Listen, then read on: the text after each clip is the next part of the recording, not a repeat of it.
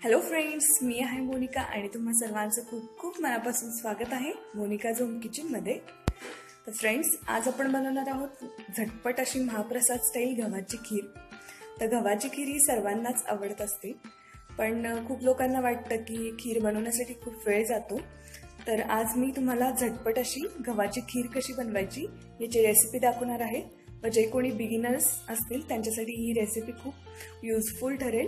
तर ही गव्हाची खीर कशी बनवायची याची आपण कृती बघूया. So let's get started. गव्हाची खीर बनवण्याकरिता लागणारे साहित्य आहे. इथे मी 1 कप पॉलिश केलेला खपली गहू घेतलेला आहे. हा गहू आपल्याला बाजारामध्ये इझिली अवेलेबल होतो.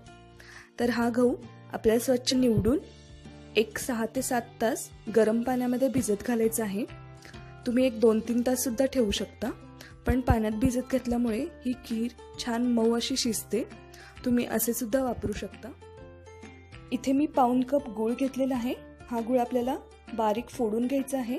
तुम्ही 1 कप गव्हासाठी 1 कप गूळ सुद्धा यूज करू शकता, पण मी इथे जास्त गोड असं बनवत नाहीये, त्यामुळे मी पाऊण कप गूळ घेतलेला आहे. 1 पाऊण लिटर दूध घेतलेले आहे आपण. ही खीर आपण प्युअरली दुधामध्ये शिजवणार आहोत, त्यामुळे इथे पाऊण लिटर दूध घेतलेले आहे. थोडेसे ड्रायफ्रूट्स घेतलेले आहेत. इथे मी काजू, बदाम, अक्रोड असे मिक्स कॉम्बिनेशन घेतलेले आहे. तुम्ही तुमच्या आवडीचे तुमच्याप्रमाणे कितीही घेऊ शकता. 1 पाव कप खारकांचे तुकडे घेतलेले आहेत. थोडेसे बेदाणे सुद्धा घेतलेले आहेत. 3 मोठे चमचे साजूक तूप, अर्धा टीस्पून जायफळ आणि वेलदोड्याची पूड. आता आपण खीर बनवायला घेऊया. यासाठी मी एक इथे कुकर घेतलेला आहे. त्याच्यामध्ये आपण हे 3 मोठे चमचे साजूक तूप घातलेले आहे. तर तूप थोडेसे गरम झाले की लगेचच आपण याच्यामध्ये जे भिजवलेले खपलीचे गहू होते ते घालणार आहोत. 1 कप आपण इथे गहू घेतलेले होते. तर ही साधारणतः 4 लोकांसाठी गळगळीत खीर होते.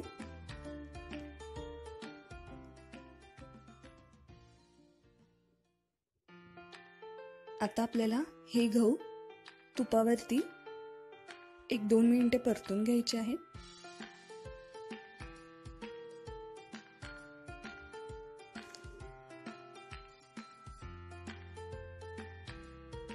गहू परतून झाल्यानंतर याच्यामध्ये आपण हे दूध घालणार आहोत. तर तुम्ही या खिरीसाठी निम्मे दूध निम्मे पाणी घालू शकता, किंवा पहिल्यांदा फक्त पाण्यामध्ये शिजवून नंतर तुम्ही वरून दूध सुद्धा घालू शकता. आता याच्यामध्ये मी खारकाचे तुकडे घातलेले आहेत. हे आपण पुन्हा मिक्स करून घेऊया. व आता आपल्याला या कुकरवरती झाकण लावून याला 6-7 शिट्ट्या किंवा गहू जोपर्यंत शिजत नाही तोपर्यंत शिजवून घेऊया. तर 6 ते 7 शिट्ट्या झालेल्या आहेत. आता आपण उघडून बघूया की आपली खीर शिजली आहे की नाही. गहू भिजवलेले होते, त्यामुळे जास्त वेळ लागत नाही शिजायला. इथे मी तुम्हाला एक गहू कुस्करून दाखवते. तर शिजलेली आहे आपली खीर. ती खीर शिजलेली आहे. मी पुन्हा एकदा गॅस चालू केलेला आहे.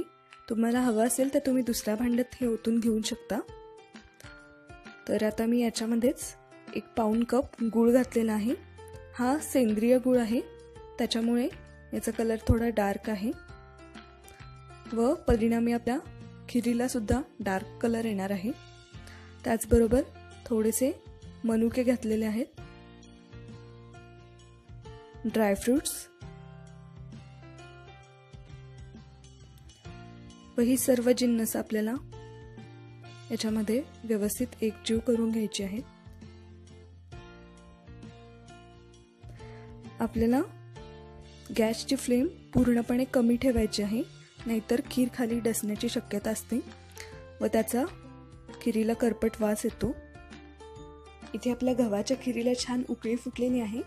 आता याच्यामध्ये मी 1 अर्धा टीस्पून जायफळ आणि वेलदोड्याची पूड घालते. मग हे आपण पुन्हा एकदा मिक्स करून घेऊया.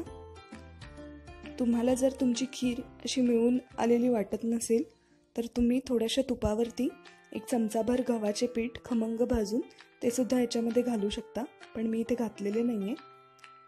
तुम्ही खिरीचा कलरसुद्धा बघू शकता, खूप मस्त आलेला आहे आणि वाससुद्धा खूप छान येतोय. तर काही लोक याच्यामध्ये प्युअरली गुळाऐवजी निम्मा गुळ किंवा निम्मी साखर असे सुद्धा प्रेफर करतात. ही आपली खीर झालेली आहे. मी गॅस बंद करते. अशा प्रकारे आपली गरमागरम अशी महाप्रसाद स्टाईल गव्हाची खीर बनवून तयार झालेली आहे. तुम्ही ही खीर घरी नक्की बनवून बघा. व्हिडिओ आवडला असेल तर लाईक, कमेंट आणि शेअरसुद्धा करा. त्याचबरोबर माझं चॅनल मोनिकाज होम किचनला सबस्क्राईब करायला विसरू नका. भेटत राहू अशाच नवीन रेसिपीज घेऊन. तोपर्यंत धन्यवाद.